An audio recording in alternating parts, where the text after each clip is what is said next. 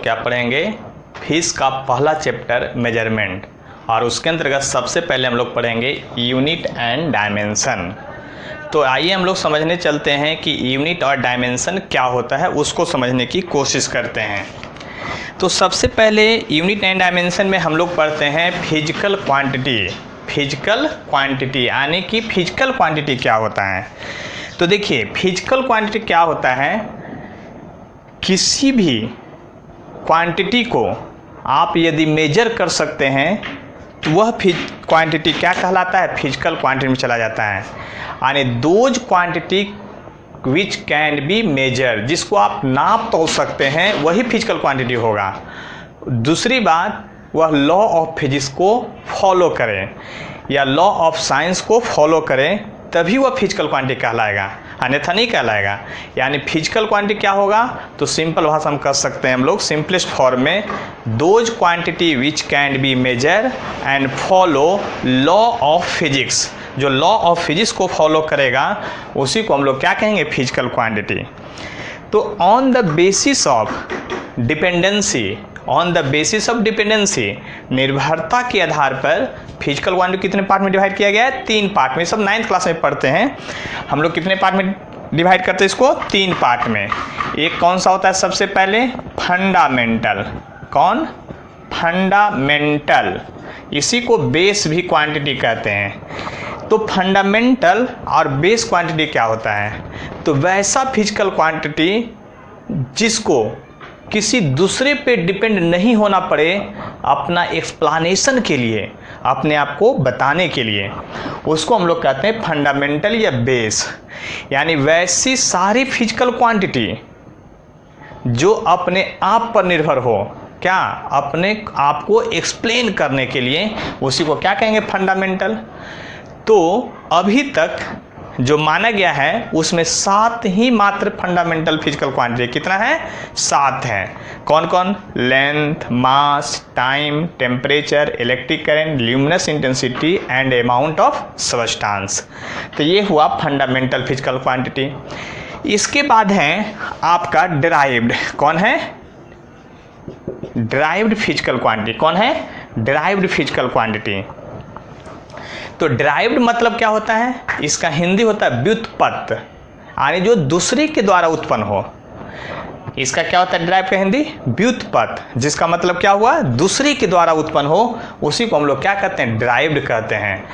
तो इन 7 को छोड़ करके आप physics, chemistry, math, biology, SST, जिसमें भी जो भी फिजिकल क्वांटिटी का नाम सुने हैं वो सारा क्या होगा, आपका डिराइव्ड होगा। क्या होगा, सारा डिराइव्ड होगा। तो डिराइव्ड की संख्या तो बहुत है, और डिराइव्ड की जब संख्या बहुत है तो आप सिंपल में मैं 1-2 बताता हूँ। जैसे एरिया, ये अपने आप पर डिपेंड नहीं है अपने एक्सप्लेन को, ये लेंथ पर डिपेंड है और ब्रेथ पर डिपेंड है। उसी तरह से आप आइए स्पीड। स्पीड अपने आप पे डिपेंड नहीं है, लेंथ पे डिपेंड है और टाइम पे डिपेंड है। यानी कि ये दोनों फंडामेंटल क्वांटिटी हैं। यानी डिराइव्ड है जो सिंपली कह सकते हैं कि इस पर फंडामेंटल यानी बेस पर डिपेंड होता है। आप कोई भी फार्मूला लें, जो भी फार्मूला आप ले सकते हैं। आप डेंसिटी लीजिए, डेंसिटी मास बाई वॉल्यूम पढ़ते हैं, तो मास क्या है, फंडामेंटल है, और वॉल्यूम में 3 बार ही आएगा, तो ये भी क्या है, फंडामेंटल है। यानी जितने तरह के डिराइव्ड फिजिकल क्वांटिटी होंगे वह हर हाल में फंडामेंटल पर ही आधारित होगा, इसीलिए इसका नाम पड़ा डिराइव्ड। डिराइव्ड का मतलब क्या, व्युत्पत्त, जो दूसरे के द्वारा उत्पन्न हो, यानी डिराइव्ड फिजिकल क्वांटिटी। देखिए ये दोनों मात्र 2 ही तरह का फिजिकल क्वांटिटी होता था, कौन, फंडामेंटल और डिराइव्ड। लेकिन मैथ का 2 फिजिकल क्वांटिटी जो है, इस दोनों में कहीं वो सेटिस्फाई अपने आप को नहीं कर रहा था, इसलिए एक नाम आया सप्लीमेंट्री। सप्लीमेंट का मतलब क्या होता है, एडिशनल। सप्लीमेंट का मतलब क्या होता है, एडिशनल। तो तीसरा क्या आ गया, सप्लीमेंट्री। सप्लीमेंट्री, तो सप्लीमेंट का मतलब क्या होता है, एडिशनल। एडिशनल फूड देना, जैसे सप्लीमेंट फूड आइटम का मतलब होता है एडिशनल, जिसको विटामिन्स, मिनरल्स ये सब कहते हैं। तो सप्लीमेंट्री फिजिकल क्वांटिटी क्या कौन कौन है? मात्र 2 है, एक है प्लेन एंगल, एक है सॉलिड एंगल। लेकिन आप प्लेन एंगल को हमेशा एंगल कहते आए हैं पहले से आज तक। आप एंगल अगर कोई बनाने के लिए कहेगा तो क्या करते हैं? इसको खींच देते हैं। आप बताइए एंगल लाइन पर खींचा जा सकता है? नहीं, ऑलवेज प्लेन में खींचा जाता है। इसलिए जो आप एंगल आज तक जानते आए हैं उसका नाम है क्या? Plane angle. क्या नाम है? Plane angle. एक दूसरा है जो सप्लीमेंट्री है वो सॉलिड एंगल है। क्या है? सॉलिड एंगल है। तो सॉलिड एंगल क्या होता है? क्लोज वॉल्यूम के द्वारा सर्टेन पॉइंट पर जितना एंगल बने। यानी देखिए आप लोग कोन यानी गुल्फी खाए होंगे तो इसी तरह का स्ट्रक्चर होता है। तो ये क्लोज है, यहाँ पर ये क्लोज नहीं है, ये क्लोज है। और यहाँ पर भी इसका सिंबल जो आप देते हैं इस तरह से एंगल का, यहाँ पर सिंबल इसका इस तरह से होता है सर्कुलर, और इसको हम लोग इस तरह से डिनोट करते हैं। और इसी को हम लोग क्या कहते हैं? सॉलिड एंगल कहते हैं। क्या कहते हैं? सॉलिड एंगल कहते हैं। यानी मैथ का ये जो तो दो टर्म है प्लेन एंगल और सॉलिड एंगल, न तो अपने आप को फंडामेंटल में रख रहा था और न अपने आप को ड्राइव्ड में। इसीलिए एक अलग तरह का फिजिकल क्वांटिटी का नाम दिया गया जिसका नाम हुआ सप्लीमेंट्री यानी एडिशनल फिजिकल क्वांटिटी इसको कहते हैं। क्या कहते हैं? एडिशनल। देखिए प्लेन एंगल का तो आप जो है प्लेन एंगल का ऐसा यूनिट पहले से जानते हैं, रेडियन। क्या? रेडियन। जबकि इसका क्या होगा? अस्टेरेडियन। क्या होता है? अस्टेरेडियन। क्या होता है? अस्टेरेडियन। तो आप लोग समझ चुके होंगे कि फिजिकल क्वांटिटी को हम लोग ओरिजिन के आधार पर डिपेंडेंसी के आधार पर हम लोग क्या किए हैं? आपका 3 पार्ट में डिवाइड किया गया। एक आपका फंडामेंटल हुआ, दूसरा ड्राइव्ड हुआ और तीसरा सप्लीमेंट्री हुआ। ये था फिजिकल क्वांटिटी। फिजिकल क्वांटिटी पढ़ने के बाद हम लोग आते हैं यूनिट पर। क्या चीज़ पर आते हैं? यूनिट पे। तो यूनिट क्या होता है उसको समझते हैं। क्या? यूनिट। यूनिट क्या होता है? आप लोग ऐसा यूनिट पढ़ते आए हैं, बहुत दिन से याद कर रहे हैं, 3rd क्लास 4th क्लास से याद करते आते हैं कि यूनिट क्या होता है। तो यूनिट क्या है? तो देखिए यूनिट का डिफरेंस होता है the standard amount of a physical quantity. Standard का मतलब क्या होता है? माना हुआ। Standard amount of a physical quantity, किसी भी फिजिकल क्वांटिटी का एक स्टैंडर्ड अमाउंट जो सिर्फ और सिर्फ उसी फिजिकल क्वांटिटी को मेजर करेगा। यानी मेरा कहने का मतलब समझ लीजिए, जो सिर्फ और सिर्फ किसको? उसी फिजिकल क्वांटिटी को मेजर करेगा। तो standard amount of a physical quantity which help to measure only that physical quantity is known as unit. देखिए यूनिट का मतलब क्या हुआ? किसी जैसे कि मान लीजिए कि लेंथ एक फिजिकल क्वांटिटी है, इसका एक स्टैंडर्ड वैल्यू मीटर। आप लोगों को पता होगा कि मीटर इतना बड़ा कहते हैं। तो ये इतना बड़ा को मीटर कहते हैं, ये किसी ने पहली बार माना होगा। अगर कोई कहता नहीं इतना बड़ा को मीटर कहते हैं या बहुत दूर को मीटर कहते हैं, तो आज हम लोग वही जानते हैं। तो लेंथ का यूनिट यदि मीटर है, ये माना हुआ चीज़ है मीटर, ऐसा नहीं कि नेचुरली है, ये माना हुआ है किसी के द्वारा। तो मीटर का ये अगर लंबाई इतना होता है तो हम लोग इतना जान रहे हैं, लेकिन पहले से अगर कोई इतना बड़ा मीटर मानता तो आज हम यही जानते हैं। तो यानी यूनिट क्या है? हर हाल में माना हुआ चीज़ है। क्या है? माना हुआ चीज़ है। तो लेंथ का मीटर है। अब मीटर से सिर्फ लेंथ ही मेजर होगा, ऐसा नहीं होगा कि मास मेजर होगा। मास मेजर होगा? आप किसी दुकानदार के पास जाके कह सकते हैं कि 5 मीटर चीनी दे दो, क्या ऐसा कह सकते? तो नहीं कह सकते हैं। इसीलिए यूनिट क्या है आपका? सर्टेन फिजिकल क्वांटिटी, मतलब फिजिकल क्वांटिटी का एक स्टैंडर्ड अमाउंट जो सिर्फ वही फिजिकल क्वांटिटी को मेजर करेगा। जैसे फिर दूसरा एग्जांपल लेते हैं, जैसे मास का। मास का यूनिट आप एक ऐसा यूनिट जानते हैं, किलोग्राम। क्या जानते हैं? किलोग्राम। तो किलोग्राम क्या है? एक स्टैंडर्ड अमाउंट है, एक माना हुआ चीज़ है। ये मास का यूनिट जो है ये माना हुआ है। देखिए ध्यान समझिए, आपको बचपन से आप देखते आ रहे हैं कि 1 किलो कितना भारी होता है, 5 किलो कितना भारी होता है, 100 किलो कितना भारी होगा। आपके आँख पर पट्टी बांध दे और 2 ऑब्जेक्ट दे और उस पर 1 kg लिखा हुआ था, एक का 10 kg, लेकिन आपका पट्टी बंधा हुआ, आप हाथ से उठा के बता देंगे कि ये 1 kg का है, ये 10 kg का है। आपको चूँकि बचपन से वो आपको समझाते आ रहे हैं, कौन लोग? जो आपके आसपास रहते हैं, तो आप समझ गए हैं। लेकिन अगर बचपन से कोई समझाता कि 40 किलो, जिसको हम लोग हिंदी भाषा में मन कहते हैं, एक मन को अगर 1 kg कहा जाता, तो आज अपना वेट कितना बताते उसके हिसाब से? अगर 40 kg होगा तो कहते 1 kg के बराबर बोलते आप। तो ये भी सब माना हुआ चीज़ है। यानी मास क्या है, मास का यूनिट क्या है, kg। तो ये माना हुआ, ये सिर्फ मास ही को मेजर करेगा। यानी किलोग्राम कभी लेंथ को नहीं मेजर करेगा, टाइम को कभी ये मेजर नहीं करेगा। यानी कि यूनिट क्या है, standard amount of a physical quantity है, जो सिर्फ और सिर्फ उसी फिजिकल क्वांटिटी को मेजर करेगा। तो बात समझ में आ गया होगा कि क्या हम कहना चाह रहे हैं। तो हम एक बात और कहना चाह रहे हैं, ये फिजिक्स का एक ऐसा चैप्टर है जिसमें आपको लर्न करना पड़ेगा, ठीक है, समझना भी है और लर्न भी करना पड़ेगा। ऐसे फिजिक्स में जनरली क्या होता है, समझने की जरूरत पड़ता है, लेकिन इसमें लर्न करना पड़ेगा। कहिए सर क्यों लर्न करना पड़ेगा? तो आप याद कीजिए, लेंथ का यूनिट बहुत सारा आप बचपन से पढ़ते आ रहे हैं, centimetre, metre, kilometre, mile, foot, yard, etc। अब बताइए, जब एक यूनिट का, एक फिजिकल क्वांटिटी का इतने सारे यूनिट हो सकते हैं, तो इसके भी बहुत सारे हो सकते हैं। और फिजिकल क्वांटिटी तो हम बहुत सारा पढ़ाएंगे, जैसे कि आपका फोर्स हो गया, बहुत सारा फिजिकल क्वांटिटी है। आपको फिजिक्स में कम से कम 400 से 500 तरह का फिजिकल क्वांटिटी पढ़ना है, पूरे फिजिक्स 11 12 मिला करके। तो 500 एक फिजिकल क्वांटिटी का अनेकों यूनिट। अब बताइए सबको क्या करना पड़ेगा, लर्न करना पड़ेगा कि नहीं? तो इसका हम एक चार्ट आज बना देंगे, जो आपको कम से कम 25-30 आपको याद करना है, जिससे आपको शुरुआती दौर में कष्ट नहीं हो। उतना लर्न करना पड़ेगा, 400-500 आज नहीं याद करना है, मात्र 20, 21, 22 ये सब हम लिख देंगे, लास्ट में एक चार्ट बना देंगे, उसको आपको याद करना है, ठीक है। तो आप लोग समझ चुके हैं यूनिट क्या होता है, कि अभी तक नहीं समझे हैं? ये यूनिट है, ठीक है। उसी तरह से डायमेंशन, डायमेंशन क्या होता है? तो डायमेंशन की बात करते हैं। डायमेंशन का हिंदी ऐसे होता है बीमा। क्या होता है? बीमा। तो डायमेंशन किसको कहते हैं, उस बात को समझिए। जैसे हम एक सिंपल सा एग्जांपल लेते हैं, सिंपल सा। आपको फोर्स का फॉर्मूला सब लोग को मालूम है, फोर्स का फार्मूला सब लोग को मालूम है, ये मास इंटू एक्सेलरेशन होता है। मास इंटू क्या होता है? एक्सेलरेशन होता है।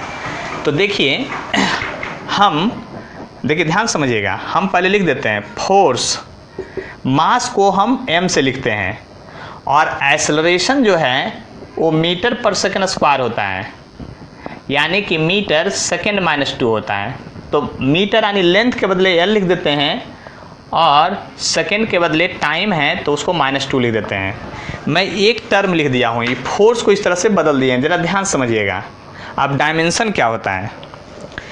तो किसी भी फिजिकल क्वांटिटी लीजिए, कोई भी फिजिकल क्वांटिटी लीजिए, फंडामेंटल हो जो भी हो, उससे मतलब नहीं है, किसी भी फिजिकल क्वांटिटी लीजिए, उस फिजिकल क्वांटिटी को रिप्रेजेंट करने के लिए जो फंडामेंटल फिजिकल क्वांटिटी यूज हो, जैसे मास, लेंथ, टाइम फंडामेंटल है, उसके ऊपर जो पावर है, जैसे मास के ऊपर क्या है? पावर है। लेंथ के ऊपर क्या है? पावर है। टाइम के ऊपर क्या है? पावर है। तो किसी भी फिजिकल क्वांटिटी को रिप्रेजेंट करने के दौरान जो फंडामेंटल, जो बेस यूनिट है, उस पर जो पावर आ जाए, रेज पावर, क्या पावर आ जाए, उस पावर को डायमेंशन कहते हैं। उस पावर को क्या कहते हैं? डायमेंशन। और यदि सभी, जैसे कि एक होगा डायमेंशन, एक होता है dimension formula, dimension formula. Dimension formula क्या होता है? तो डायमेंशन पावर को कहते हैं। और किसी भी फिजिकल क्वांटिटी को रिप्रेजेंट करने के लिए कौन कौन सा फंडामेंटल फिजिकल क्वांटिटी आया और किस प्रकार से आया, यानी कौन कौन सा फंडामेंटल फिजिकल क्वांटिटी यूज हुआ और किस प्रकार से यूज हुआ। इसका मतलब क्या हुआ? कौन कौन सा आया? जैसे मास आया, लेंथ आया, टाइम आया, किस प्रकार आया, यानी उसका पावर क्या क्या रहा। तब मास का पावर 1 रहा, लेंथ का पावर 1 रहा, और टाइम का पावर -2 रहा। तो किसी भी फिजिकल क्वांटिटी को रिप्रेजेंट करने में कौन कौन सा फंडामेंटल फिजिकल यूज हुआ और उसका पावर क्या हुआ, उन सभी को एक साथ स्टडी करना फार्मूला कहलाता है। क्या कहलाता है?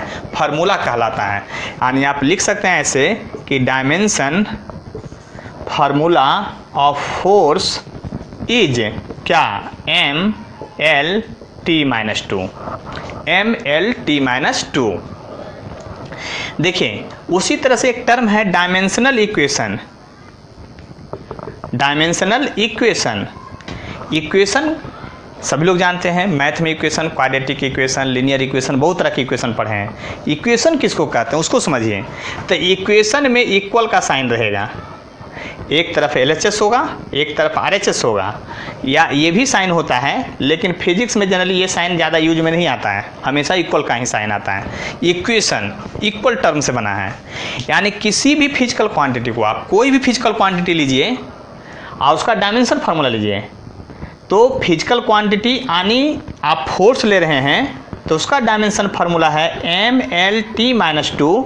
तो इस दोनों के बीच में इक्वल साइन रिप्रेजेंट करना ही क्या कहलाता है आपका डायमेंशन फार्मूला, डायमेंशन इक्वेशन कहलाता है।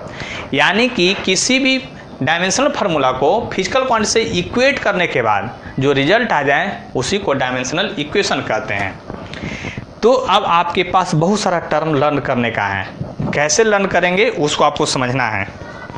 देखिएगा ध्यान से, लर्न करने का तरीका कुछ हम बता सकते हैं आप लोग को, जो ध्यान से समझ लीजिए।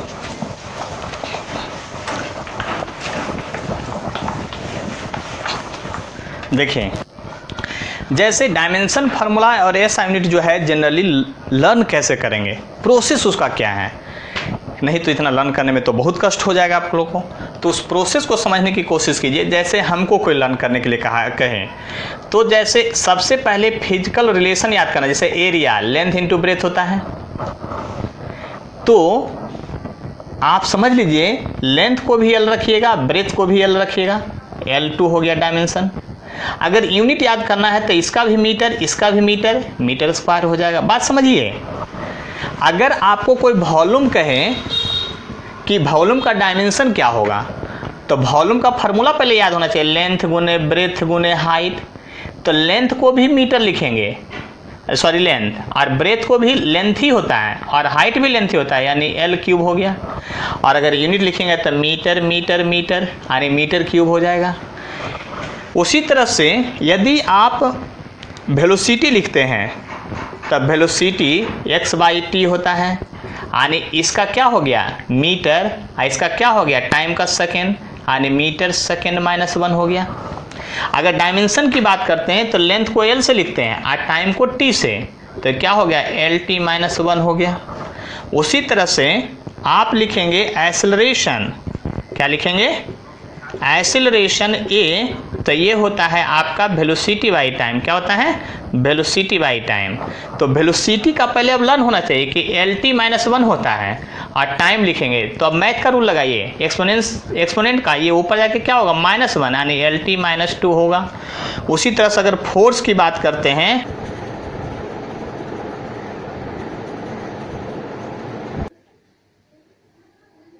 सबसे पहले यूनिट और डायमेंशन याद करने के लिए आपको हर हाल में उसका फिजिकल रिलेशन आने की फीस का फार्मूला याद करना पड़ेगा।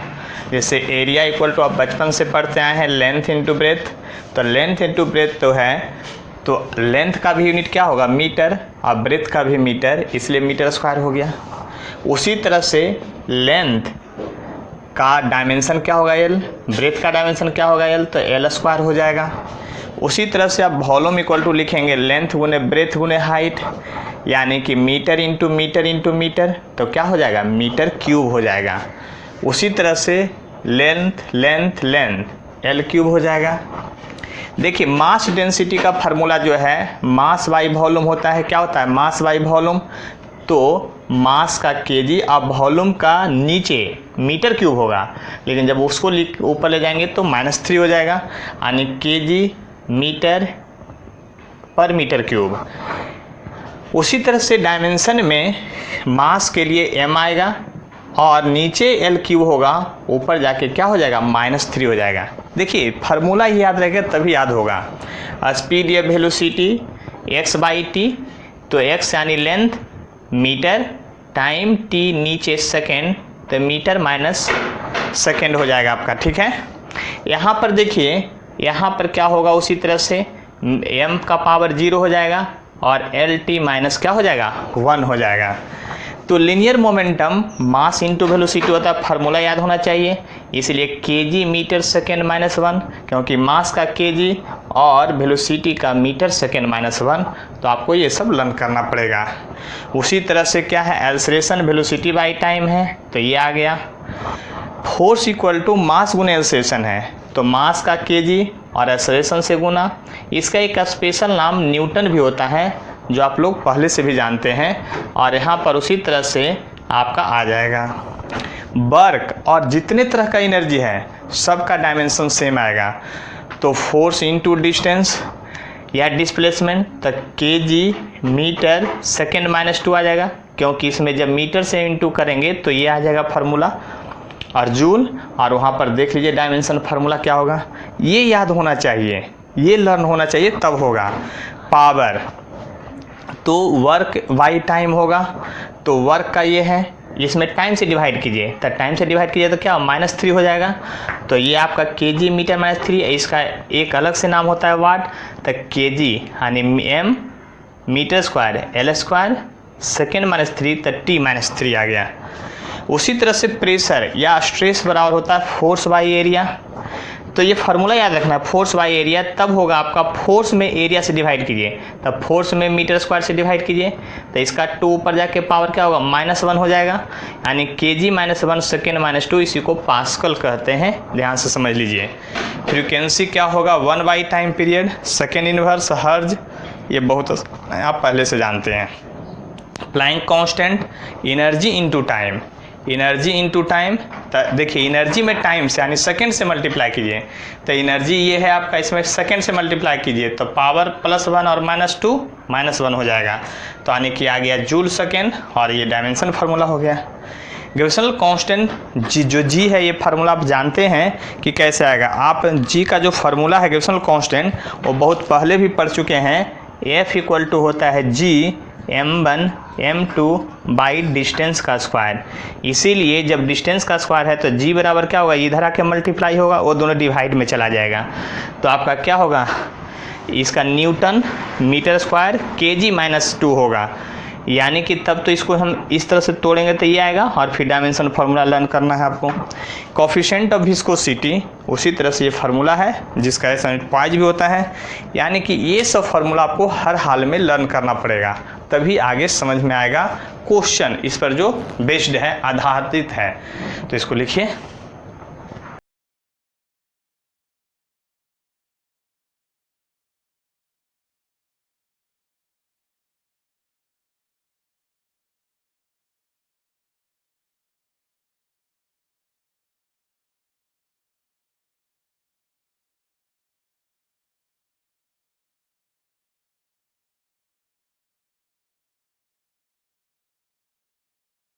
इस क्वेश्चन होता है यूनिट कन्वर्शन फैक्टर, जो कि 11th में नहीं पढ़ना है, लेकिन आपको 9th में पढ़ना था, उसके पहले पढ़ना था। और यूनिट कन्वर्शन फैक्टर जो है, आप या तो मानिए कि 1 2 से ही पढ़ते हैं, जैसे सबसे पहले आप क्या लर्न किए थे, 1 मीटर में 100 सेंटीमीटर होता है, कितना होता है 1 मीटर में 100 सेंटीमीटर, ये भी कन्वर्सन है, तब ने आप निकालते थे कि 50 सेंटीमीटर में कितना मीटर, तो हाफ मीटर, इस तरह से निकालते थे।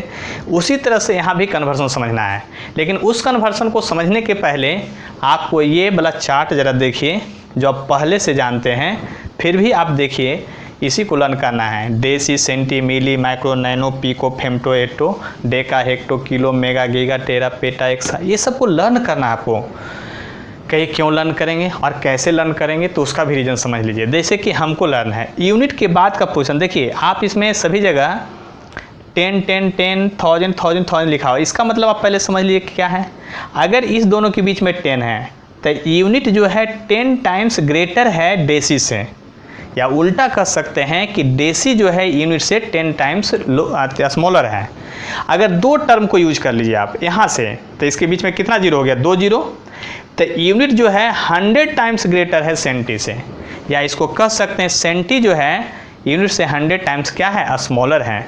आप इस तरह से इसको देख सकते हैं और समझ सकते हैं। कहीं से भी 2 पॉइंट उठा लीजिए, मान लें कि मेगा और किलो, तो मेगा जो है 1000 टाइम्स ग्रेटर है किलो से, या कह सकते हैं किलो जो है मेगा से 1000 टाइम्स स्मॉलर है। क्या है, स्मॉलर है। इस बात को समझने की कोशिश कीजिए। कहीं भी 2 टर्म उठा लीजिए और देखिए आप यूनिट पढ़े हैं, बहुत सारा का यूनिट पढ़े हैं, बहुत यूनिट पढ़े हैं, आप नाम भी सब आपको याद है, kilometre, metre, centimetre, megametre, बहुत सारा आपको लर्न है। लेकिन इन सभी में से एक यूनिट ऐसा होगा जिसके पहले इन सभी में से कोई प्रीफिक्स नहीं आएगा। जैसे मीटर आया, कुछ नहीं आया, वो कहाँ रहेगा, यूनिट पर रहेगा। उसी तरह से मिलीग्राम, ग्राम, किलोग्राम, उसमें से क्या है, ग्राम है जो यूनिट पर आएगा।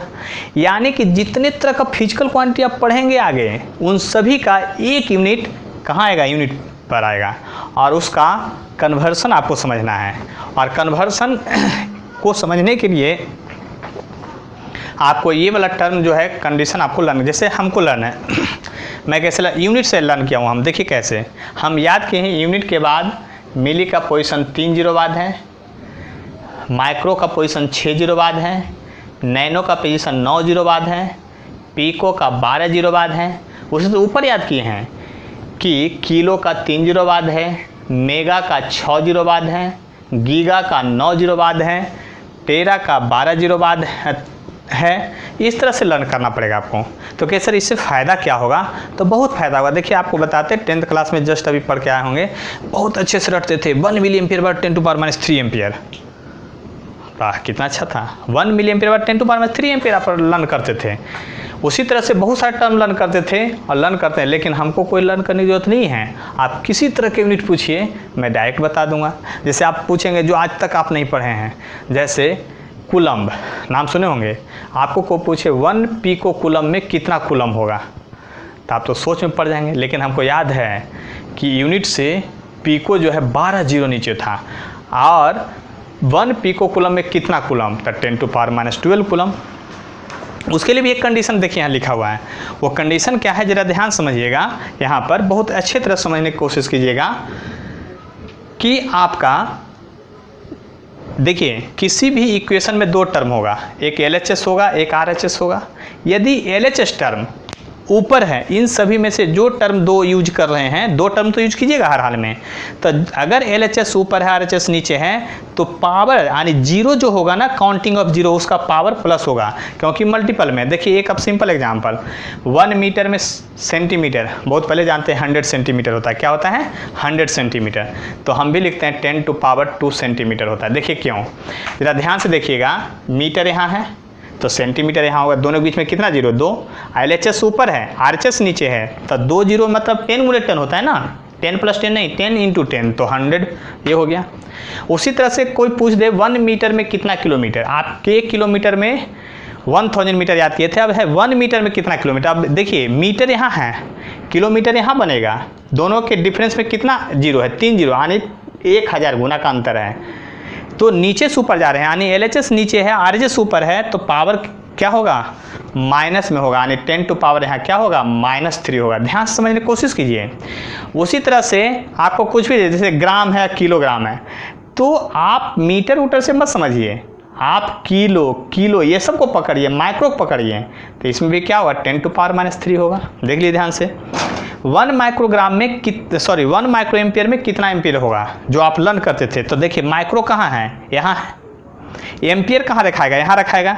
तो माइक्रो पर हाथ रखिए और एम्पियर पर, दोनों के बीच में कितना जीरो होता है, 3, 4, 5, 6 जीरो। आप नीचे से ऊपर जा रहे हैं तो क्या लिखेंगे, पावर माइनस में लिखेंगे। क्या लिखेंगे, माइनस में लिखेंगे। देखिए एम्पियर, माइक्रो एम्पियर, माइक्रोग्राम ग्राम, कोई फर्क नहीं पड़ता, आंसर वही होगा। तो आप समझ सकते हैं कि क्या फ़ायदा है। किसी भी फिजिकल क्वांटिटी जो नया अभी पढ़ेंगे तो उसका कन्वर्सन आप यहीं से सीख सकते हैं, बहुत आसानी तरीके से, बहुत अच्छे तरीके से। उसी को आगे बढ़ाते हैं, 1 नैनोग्राम में कितना किलोग्राम। अब देखिए ध्यान से, नैनोग्राम यहाँ है, किलोग्राम यहाँ है। अब देखिए nanogram, kilogram, number of zero count कीजिए, 1 2 3 4 5 6 9 12। लेकिन नीचे से ऊपर जा रहे हैं तो पावर क्या होगा आपका, माइनस होगा। 1 नैनोग्राम में कितना ग्राम होगा, 10 टू पावर -12 किलोग्राम होगा। उसी तरह से किलोवाट में मिलीवाट है। तो देखिए हमने बोला था नया जितना भी यूनिट है सब इसी पर आधारित, इसको समझने की कोशिश कीजिए। 1 किलोवाट, यहाँ किलो है और यहाँ पर आपका क्या है, मिली है, तब मिली यहाँ पर है, किलो यहाँ पर है। देखिए ध्यान से, 1 2 3 1 2 3 3 3 6। अब की बार LHS ऊपर है, RHS नीचे है, तो 1 किलोवाट में कितना वाट, मिलीवाट, तो 10 टू पावर 6 होगा, 10 टू पावर क्या होगा 6 होगा। अब देखिए यहाँ दिखा हुआ है 1 नैनोमीटर में कितना मीटर, ये भी पहले से पढ़े हैं। देखिए 1 नैनो यहाँ है, अब मीटर यहाँ, तो देखिए ध्यान से 1 नैनोमीटर में कितना मीटर, तो 369, 1 नैनोमीटर में कितना मीटर, 10 टू पावर -9 होगा, कितना होगा। ये था 1 स्टेप कन्वर्सन। कौन सा स्टेप कन्वर्सन, 1 स्टेप कन्वर्सन ये था। तो 2 स्टेप कन्वर्सन में देखिए यहाँ पर क्या दिया हुआ है, 1 मीटर स्क्वायर में कितना सेंटीमीटर स्क्वायर होगा, 1 मीटर स्क्वायर में कितना सेंटीमीटर स्क्वायर होगा। तो ज़रा ध्यान दीजिएगा यहाँ, देखिए N1 U1 = N2 U2 अब लगाएंगे इस फार्मूला में से, तो N2 आपको निकालना है, तो आप N2 = क्या लिखिएगा, देख लीजिए N1 U1 बटा U2, फार्मूला देख लीजिए ध्यान से। अब आप क्या करेंगे, N1 तो 1 है, U1 क्या है, मीटर स्क्वायर है, तो क्या है ये मीटर स्क्वायर है, क्या है ये आपका मीटर स्क्वायर है, और नीचे जो है आपका U2 जो है सेंटीमीटर स्क्वायर है, क्या है सेंटीमीटर स्क्वायर है। अब इस दोनों को कैंसिल करवाना है, तो क्या करेंगे, आप पढ़े हैं 1 मीटर में कितना सेंटीमीटर, देखिए अभी लिखा हुआ 10 टू पावर 2 सेंटीमीटर, तो 10 टू पावर 2 सेंटीमीटर, ज़रा गौर से देखिएगा, और ये सेंटीमीटर स्क्वायर है। लेकिन गौर कीजिए आप मीटर, इस मीटर के बदले आप इतना लिखें, इस मीटर के बदले इतना लिखें, स्क्वायर था वो तो स्क्वायर आप लिखना भूल गए थे। अब आप बताइए क्या होगा, इसको ज़रा ध्यान से समझने की कोशिश कीजिएगा। तो 10 टू पावर 2 का पावर 2 होगा और इंटू सेंटीमीटर का पावर 2 होगा। कहिए सर ये कैसे लाए, तो देखिए एक फार्मूला पहले से लिख के रखे हैं, क्या AB का पावर यदि m हो तो A2 पावर m होगा, I into B2 power m होगा। अब देखिए ये है पावर के ऊपर पावर, तो A2 power m2 whole power n equal to क्या आता है A2 पावर, यानी पावर के ऊपर पावर आता है तो मल्टीप्लाई होता है, यानी 10 इंटू 2 इंटू 2 होगा, और ये सेंटीमीटर ही तो कट गया। यानी आप समझ लीजिए कि आंसर कितना आया, आपका जो आंसर आया यहाँ पर 10 टू पावर 4 आया, क्या आया 4 आया। तो ज़रा ध्यान से समझने की कोशिश कीजिएगा। 10 नंबर प्रॉब्लम देते हैं। अब ज़रा गौर कीजिएगा, यहाँ पर हम दे रहे हैं 1 centimetre cube equal to how many metre cube, ये आपको क्वेश्चन है। तो देखिए N2 यही निकालना है, तब फिर से लिखिए N2 equal to N1 U1 बटा U2, N1 ये है U1 ये है, तो सेंटीमीटर क्यूब है ये, और U2 जो है आपका मीटर क्यूब है, क्या है आपका मीटर क्यूब है। तो जब मीटर क्यूब है तो गौर कीजिए कि क्या कीजिएगा, सेंटीमीटर क्यूब तो जैसे वैसे रह जाएगा, लेकिन आपको पता है 1 मीटर में कितना सेंटीमीटर, तो 10 टू पावर 2 सेंटीमीटर, तो 10 टू पावर 2 सेंटीमीटर। ज़रा गौर कीजिए फिर से, आप मीटर के बदले, इस मीटर के बदले आप सेंटीमीटर इतना लिखे हैं, इसका पावर 3 है तो इस पर भी पावर 3 जाएगा।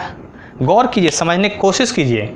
और फिर उसी तरह से जैसे अभी किए थे, सेंटीमीटर क्यूब तो होगा ये हर हाल में, लेकिन देखिए पावर के ऊपर पावर है तो आप क्या करते हैं 2 इंटू 3 करेंगे, क्योंकि पावर के ऊपर पावर का ये फार्मूला होता है।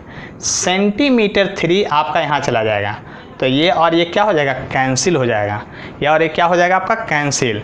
तो 10 टू पावर 6 नीचे बचा, तो ये आपको ऊपर जाके कितना हो जाएगा आप ही बताइए, 10 टू पावर -6 हो जाएगा। तो ये सब आपको लर्न करना पड़ेगा, यानी समझना पड़ेगा, वो लर्न रहेगा तभी, वो मेन है फंडा, उसको समझने की कोशिश कीजिए, वही मेन है सब कुछ आपका। देखिए 11 नंबर में एक क्वेश्चन लेते हैं, बहुत फेमस, ये हमेशा आपको फिजिकल केमिस्ट्री फीस में हमेशा आपको परेशान करेगा, है आपका 1 gram centimetre cube equal to how many kg metre -3, ये आपको निकालना है। तो फिर से उसी तरह से निकालेंगे जैसे अभी निकाल रहे थे। तो N2 इक्वल टू क्या लिखेंगे आप, N1 U1 बाई U2। तो आप बताइए क्या है, N1 के बदले 1 है, U1 के बदले ग्राम सेंटीमीटर -3 है, और ये केजी मीटर -3 है। ज़रा ध्यान दीजिएगा, ये है ग्राम सेंटीमीटर -3 है, और आपका यहाँ पर गौर कीजिए केजी के बदले 1000 ग्राम तो मैं लिख ही सकता हूँ, और देखिए इतना बार तो लिख रहे हैं मीटर के बदले 100, तो अब की बार डायरेक्ट लिख रहे हैं 10⁻² सेंटीमीटर, तो लिख ही सकते हैं किसके, मीटर के बदले।